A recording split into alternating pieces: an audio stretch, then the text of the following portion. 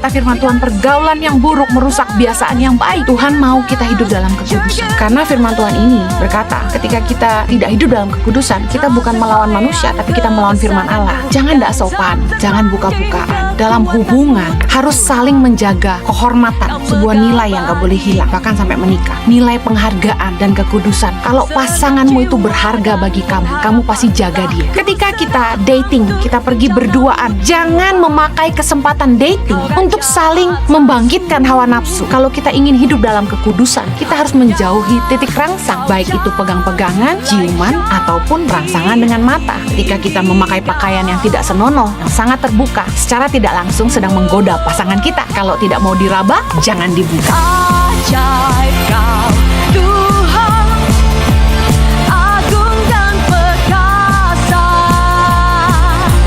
kau sumber kemenanganku, layak berkuasa, meminta selamanya. Yesus, kaulah Raja mulia.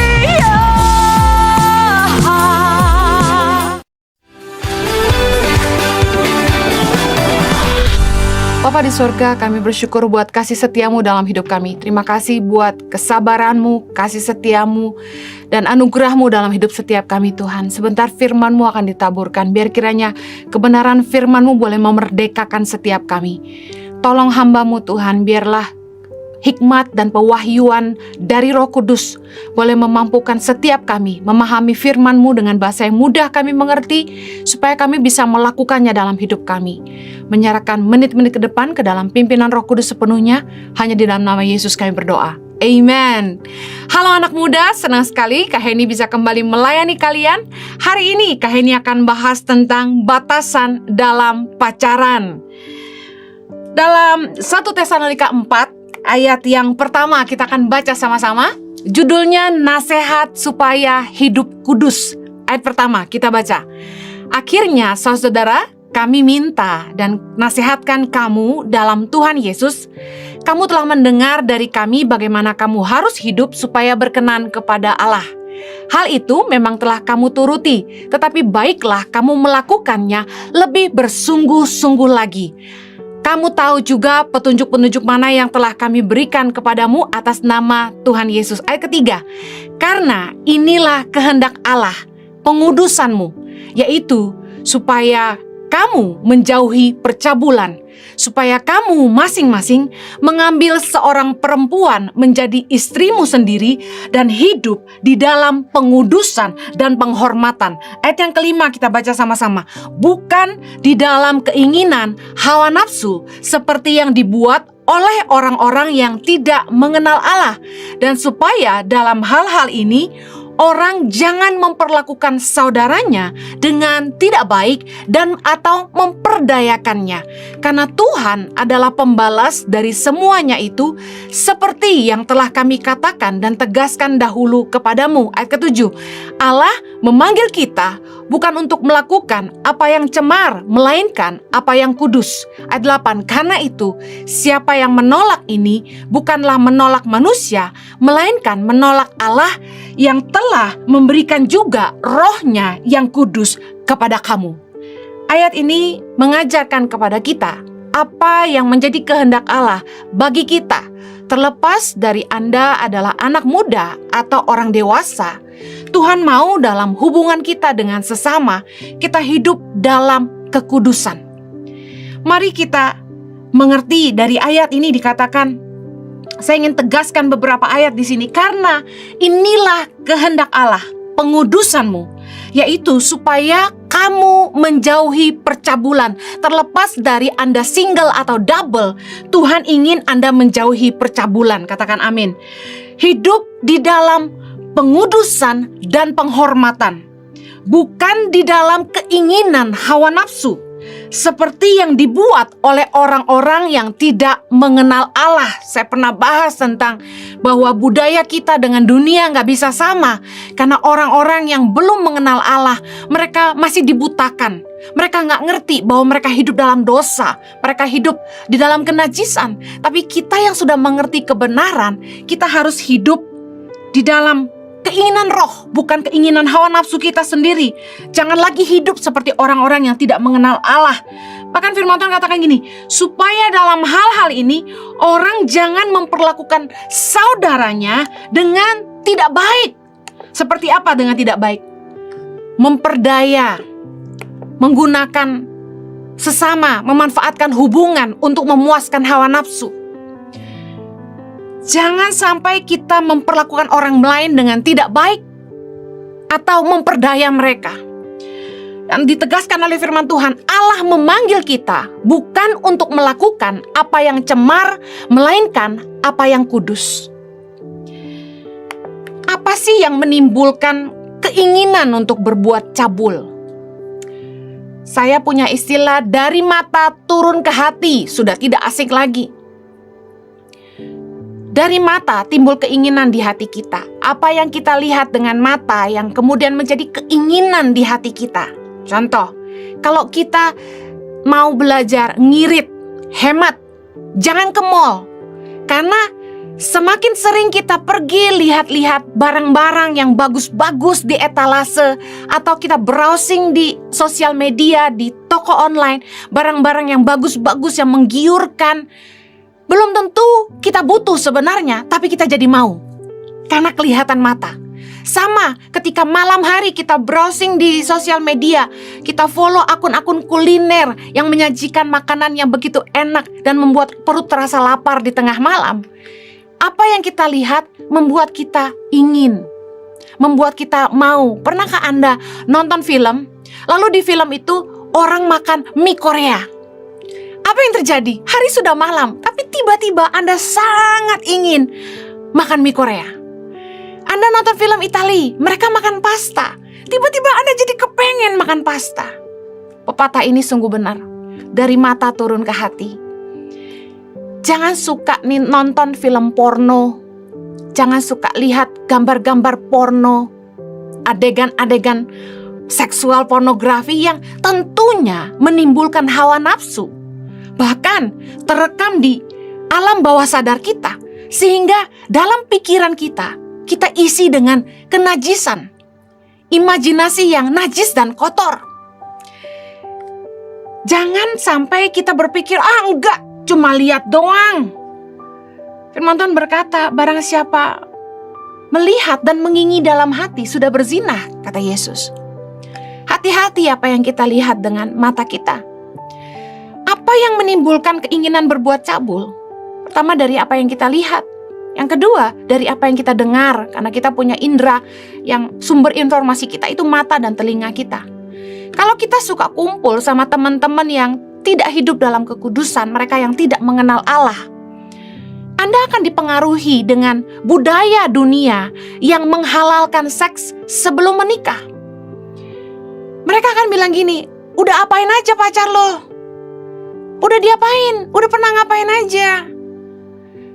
Udah hajar aja. Telinga Anda mendengar ajakan-ajakan, tantangan-tantangan yang sebenarnya tidak sesuai dengan kebenaran firman. Dari tidak mau jadi mau. Apalagi teman-temanmu cerita pengalaman-pengalamannya dengan pacar-pacar mereka. Mereka kasih lihat di handphone mereka video-video, foto-foto. Benar kata firman Tuhan, pergaulan yang buruk merusak kebiasaan yang baik. Jangan duduk, jangan berjalan di jalan orang berdosa, kata firman Tuhan. Kemudian, apa sih yang menimbulkan keinginan berbuat cabul? Ketika kita dating, kita pergi berduaan, jangan memakai kesempatan dating untuk saling membangkitkan hawa nafsu. Jangan saling meraba, jangan saling mencium. Karena Anda tahu itu akan menimbulkan hawa nafsu satu sama lain. Oh enggak Bu, ini cuma cium kakinya aja. Dari kaki lalu kemana? Oh enggak Bu, ini cuma cium jarinya. Dari jari lalu kemana? Itu masalahnya. Kak ini akan bagikan batasan dalam pacaran. Tapi sebelumnya Kak ini ingin mengajar kalian tentang milikilah tanggung jawab atas hidup orang lain. 1 Tesalonika 4 ayat 6a tadi berkata gini, dan supaya dalam hal-hal ini orang jangan memperlakukan saudaranya dengan tidak baik atau memperdayakannya. Kebanyakan anak-anak yang masih polos, yang belum pernah pacaran, yang sebelumnya gitu ya, diajarin sama yang udah pinter. Ingat baik, jangan sampai kita memperdaya mereka dan memperlakukan mereka tidak baik. Apa ukuran baik? Kalau Anda punya adik, Anda punya kakak, apa yang Anda akan lakukan kepada mereka? Seperti itulah Anda perlakukan pacar Anda. Ada nilai batasan, ada nilai penghargaan, penghormatan. Jangan sampai kita perdaya dan kita perlakukan dengan tidak senonoh. Kuasai diri Anda, kuasai nafsu Anda. Miliki rasa tanggung jawab atas hidup orang lain. Orang yang menguasai diri itu memikirkan akibat dari tindakannya terhadap orang lain. Sebelum Anda melakukan apapun terhadap orang lain, orang yang punya rasa tanggung jawab, dia akan memikirkan akibat dari tindakannya terhadap hidup dan masa depan orang lain. Jangan rusak masa depan orang. Jangan rusak hidup orang. Ketika Anda melampiaskan hawa nafsu Anda sedang menjatuhkan diri Anda sendiri ke dalam dosa dan Anda sedang menyeret orang lain ikut bersama Anda. Titus 2 ayat 6. Demikian juga orang-orang muda, nasihatilah mereka supaya mereka menguasai diri dalam segala hal. Jangan sampai kita tidak punya rasa tanggung jawab sama orang lain. Saya akan bagikan beberapa hal sebagai tips bagaimana Anda menjaga hubungan batasan dalam pacaran. Yang pertama, jauhi titik rangsang. Jangan munafik. Jangan bilang, Bu, saya tuh kalau cium bibir nggak terangsang. Itu bohong. Karena ciuman bibir adalah gerbang menuju seksual.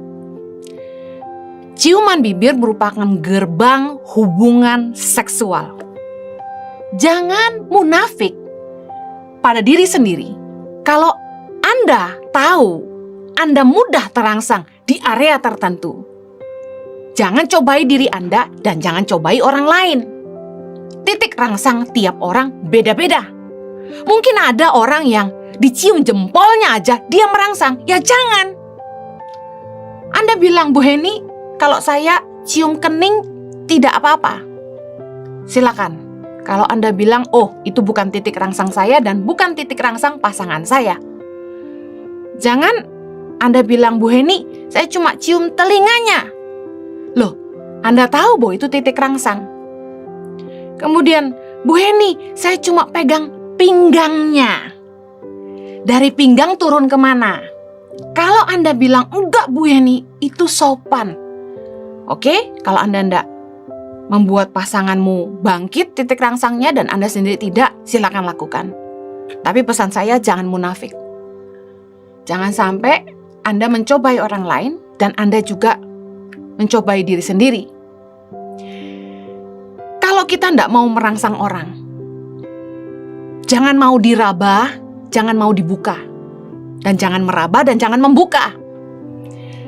Ada istilah bahasa Inggris, you will get what you expect. Kalau nggak mau diraba, ya jangan dibuka. Kalau Anda buka ya itu nantang untuk diraba.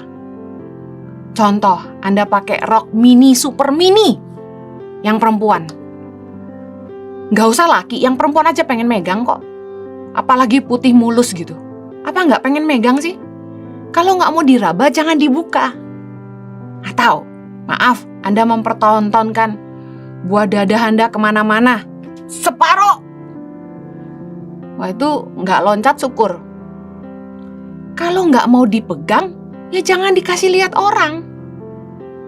Sopan lah gitu. Kalau Anda tahu bahwa penampilanmu menyebabkan pasanganmu terangsang, ya jangan lakukan. Bantu dia dengan berpakaian yang sopan. Ini nggak ada hubungannya sama feminisme, nggak ada. Matius 5 ayat 28. Tetapi aku berkata kepadamu, Yesus bilang gini, setiap orang yang memandang perempuan serta menginginkannya sudah berzina dengan dia di dalam hatinya. Saya tadi udah jelasin di awal, dari mata turun ke hati. Kalau Anda berpakaian tidak senonoh, lalu pasanganmu melihat dan menjadi terangsang, ya jangan salahkan. Ada juga pria-pria yang memang dasar bandel. Senangnya kalau ngajak ceweknya jalan suruh pakai baju yang mini-mini, yang terbuka-terbuka. Kak Heni, Bu Heni kampungan. Sekarang ini kan lagi tren crop top. Crop top atau istilahnya pakaian setengah dada itu sebenarnya dipakai untuk aerobik, untuk dance ketika Anda pergi ke tempat-tempat olahraga, silakan. Tapi kalau buat jalan, kalau Anda pede ya silakan aja. Tapi kalau Anda pacaran, menurut saya gini, kalau Anda mau hidup dalam kekudusan, Anda tidak perlu ikut tren. Anda tahu Anda harus jaga pasanganmu supaya jangan sampai tergoda karena lihat bodimu. Ada orang-orang yang senang sekali memamerkan bodinya supaya kelihatan, dia langsing, six pack dan sebagainya. Tapi dengar baik, Tuhan mau kita hidup dalam kekudusan. Karena firman Tuhan ini berkata, ketika kita tidak hidup dalam kekudusan, kita bukan melawan manusia, tapi kita melawan firman Allah. Jangan tidak sopan, jangan buka-bukaan.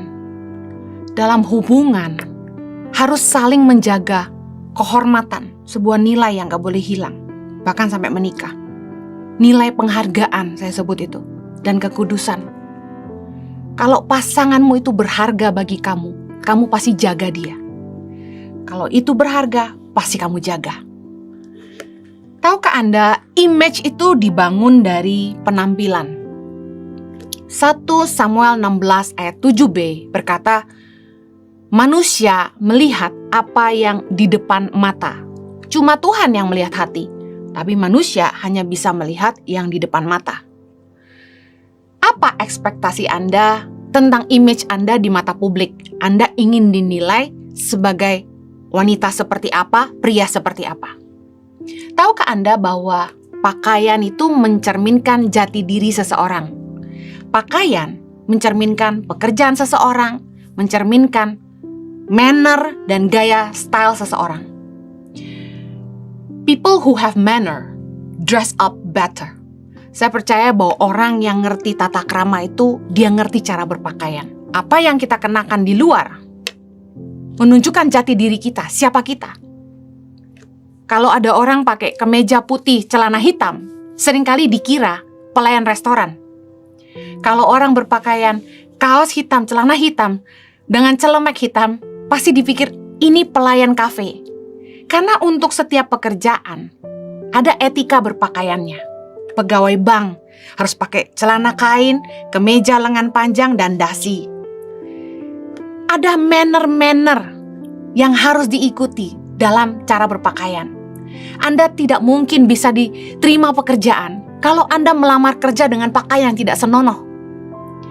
Kenapa saya cerita ini? Seringkali kita memakai alasan, it's a fashion. Terserah saya mau berpakaian seperti apa, it's a fashion. No. Fashion is a value. It shows who you are. Cara Anda mendandani diri Anda, menunjukkan jati diri Anda. Kalau Anda ingin dihargai dan tidak direndahkan, janganlah berpakaian seperti wanita jalang. Janganlah sampai membiarkan Anda diraba, Anda dibuka-buka. Kalau memang Anda tidak mau. Selain Anda merasa Anda mau, beda cerita. Tapi saya ingin menekankan sebuah nilai.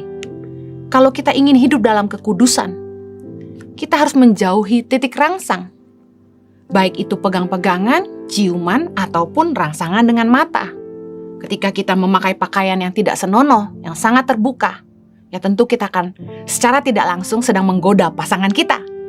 Kalau tidak mau diraba, jangan dibuka. Yang kedua, bagaimana menjaga batasan dalam pacaran? Jangan menciptakan suasana. Jangan menjebak diri sendiri dan orang lain.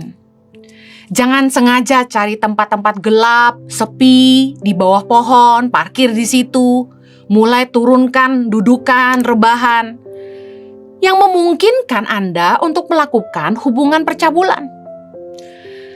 Saya percaya anak terang tidak suka tempat gelap. Efesus 5 ayat 11, kita baca sama-sama. Janganlah turut mengambil bagian dalam perbuatan-perbuatan kegelapan yang tidak berbuahkan apa-apa. Tetapi sebaliknya, telanjangilah perbuatan-perbuatan itu. Sebab menyebutkan saja pun apa yang dibuat oleh mereka di tempat-tempat yang tersembunyi telah memalukan. Dengar baik, kalau Anda anak terang, Anda ngerti kebenaran, Anda tidak melakukan lagi perbuatan-perbuatan kegelapan karena Anda tahu itu tidak berbuahkan apa-apa selain dosa. Anda tidak sengaja cari tempat yang sepi, gelap, gak ada orang, di mana Anda bebas melakukan apa saja untuk memuaskan hawa nafsumu. Karena kita tahu orang-orang yang melakukan hal-hal itu di tempat tersembunyi sangat memalukan. Pacaranlah di tempat yang terbuka, yang bisa dilihat oleh siapa saja, termasuk orang tua Anda. Kalau Anda tidak punya pikiran kotor, kita tidak masalah pacaran di ruang tamu yang bisa ditungguin calon mertua, atau kita pergi makan sama-sama dengan keluarganya, Anda tidak masalah Anda pacaran di tempat umum, di tempat terang. Kalau memang Anda tidak punya pikiran kotor.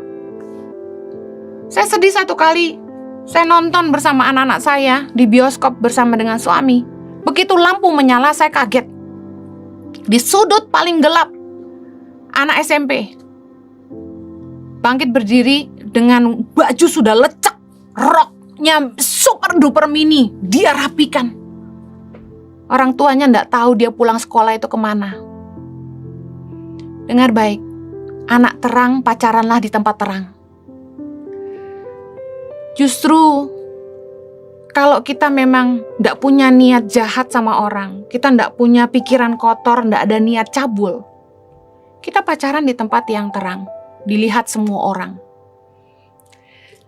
Di masa dating, kita tuh perlu mengenal budaya keluarga calon pasangan kita.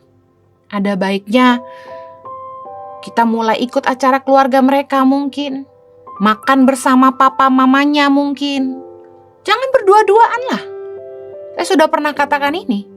Kalau pergi dating rame-rame aja. Mau ngobrol-ngobrol berdua, banyak waktunya. Jangan sampai Anda menjebak diri sendiri dengan menciptakan suasana. Yang ketiga, kuasai pikiran Anda. Kalau Anda mau pacaran dengan batasan kekudusan, Anda mesti belajar memenangkan perang dalam pikiran Anda. Kita harus belajar menguasai pikiran kita yang kotor dan najis. Karena selalu saja ada pikiran kotor masuk. Namanya juga dosa.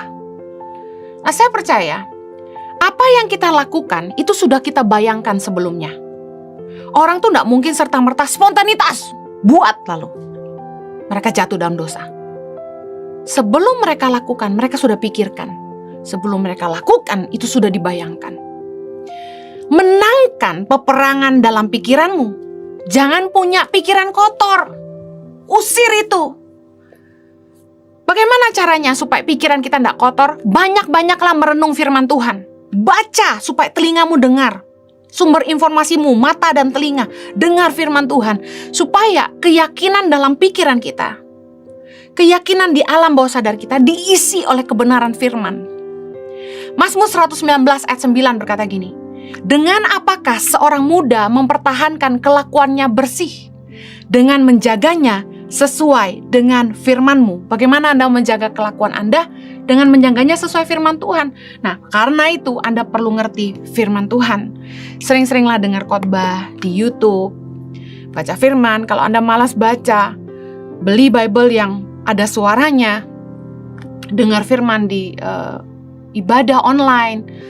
Pergi ke gereja, dengar ibadah, khotbah gitu. Ambil waktu nyembah Tuhan.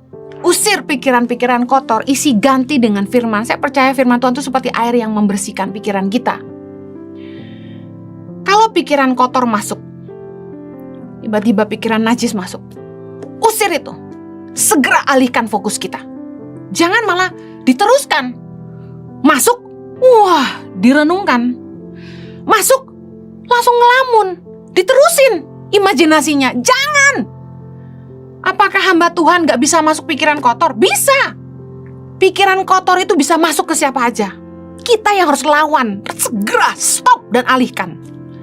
Alihkan fokus kita kepada hal-hal yang penting, hal-hal yang berguna untuk membangun masa depan. Pakai waktu berkualitas kita untuk hal-hal yang bisa membangun sesuatu yang berguna untuk masa depan kita, mempersiapkan rumah tangga. Lelahlah untuk hal-hal yang berguna. Jangan buang waktu mikirin yang nggak penting. Coba pikir apa yang saya harus bangun. Saya bilang sama anak saya, kamu sebentar lagi umur 17. Dan mama kasih target, umur 23. Kamu sudah harus bisa berdiri di atas kaki kamu sendiri. Sebentar lagi, 3 tahun lagi kamu umur 20. Kamu mau bangun apa dengan hidupmu? Saya tantang anak saya, umur 23, mama gak kasih kamu uang lagi. Kamu harus bisa berdiri di atas kaki kamu sendiri. Biar mikir. Dia bilang, oh I don't wanna think. You have to think. What do you wanna do with your life? What do you wanna build?